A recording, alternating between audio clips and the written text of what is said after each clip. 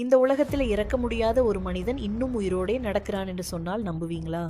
யுத்தம் முடிந்த பிறகும், வரலாறு மறந்த பிறகும் ஒரு வீரன் மட்டும் தண்டனை அனுபவித்துக் கொண்டே இருக்கிறான்.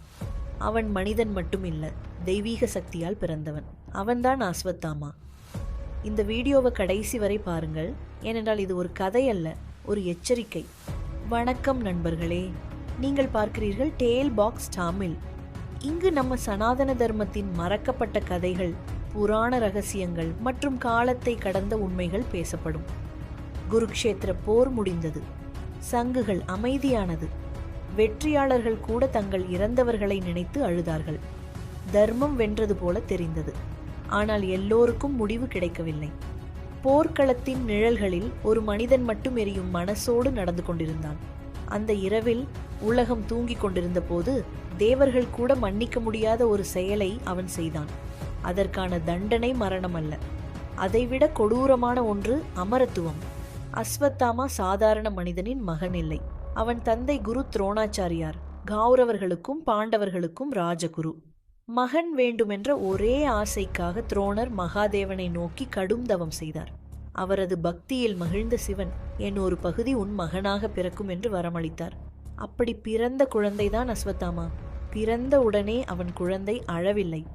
குதிரை கத்தல் போல ஒரு பெரும் நாதம் எழுந்தது. அதனால்தான் அவனுக்கு அஸ்வத்தாமா என்ற பெயர்.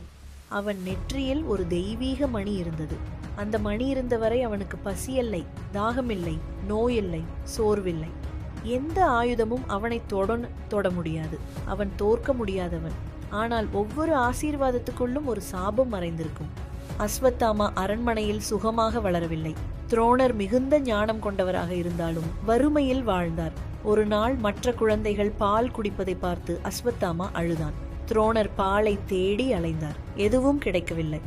இறுதியில் மாவும் தண்ணீரும் கலந்து இதுதான் பால் என்று குழந்தைக்கு கொடுத்தார்கள். அந்த குழந்தை மகிழ்ச்சியுடன் குடித்து பால் குடிச்சிட்டேன் என்று நடனமாடியது. அந்த ஒரு காட்சி துரோணரின் உள்ளத்தை உடைத்தது. அன்றுதான் அவர் தீர்மானித்தார், என் மகன் இனி இப்படி வாழக்கூடாது என்று. அதன் பின் துரோணர் ஹஸ்தினாபுரம் சென்றார். பீஷ்மரின் ஆதரவால் ராஜகுருவாக ஆனார். அங்கே அஸ்வத்தாமா அரசகுமாரர்களுடன் வளர்ந்தான். அர்ஜுனன் உடன் சேர்ந்து தெய்வீக அஸ்திரங்களை கற்றான். பிரம்மாஸ்திரம் போன்ற உலகையே அழிக்கக்கூடிய ஆயுதங்களின் ரகசியங்களை அறிந்த சிலருள் அவனும் ஒருவன். ஆனால் எல்லாவற்றையும் மீறி அவன் மனதில் ஒரு நிழல் இருந்தது. அர்ஜுனன் எப்போதும் முன்னிலையில், தந்தையின் பிரியமான சீடன். அந்த ஒப்பீடு அஸ்வத்தாமாவின் உள்ளத்தில் மெளனமாக காயம் உருவாக்கியது. அவன் தந்தையை விட அதிகமாக நேசித்தது ஒருவனை, துரியோதனனை. நண்பன் மட்டுமல்ல, அவனுக்கு மரியாதை கொடுத்த ஒரே மனிதன். அந்த விசுவாசம்தான் அவனை எல்லை கடக்க வைத்தது.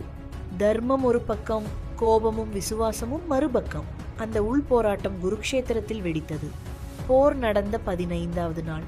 துரோணரை தோற்கடிக்க முடியாமல் பாண்டவர்கள் ஒரு கொடூரமான சூழ்ச்சியை செய்தார்கள்.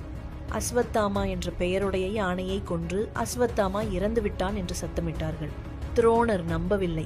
அவர் தர்மராஜாவிடம் கேட்டார். அரை உண்மை சொல்லப்பட்டது. அந்த யுத்த கோஷங்களில் உண்மை மறைந்தது. தன் மகன் இறந்துவிட்டான் என்று நம்பிய துரோணர் ஆயுதத்தை வைத்தார். அந்த நிமிஷம் திருஷ்டத்யும்னன் தலையை வெட்டினான். போரில் அல்ல, துக்கத்தில் துரோணர் கொல்லப்பட்டார். அந்த செய்தி அஸ்வத்தாமாவை உள்ளுக்குள் சிதைத்தது. போர் முடிந்தது. துரியோதனன் இறந்து கொண்டிருந்தான். தந்தையும் இல்லை, நண்பனும் இல்லை. அப்போது அவன் எடுத்த முடிவு அவனை வரலாற்றிலேயே மிக கொடூரமான இடத்தில் நிறுத்தியது. இரவு நேரத்தில் தூங்கிக் கொண்டிருந்த பாண்டவ வீரர்களை அவன் படுகொலை செய்தான். தன் தந்தையை கொன்ற திருஷத்யும்னனை அவமானமாக கொன்றான். அதைவிட கொடூரமாக திரௌபதியின் 5 மகன்களை, நிராயுதபாணியான குழந்தைகளை கொன்றான். அந்த ஒரு இரவு அவனை அதர்மத்தின் உருவமாக மாற்றியது. பாண்டவர்கள் அவனை துரத்தினார்கள்.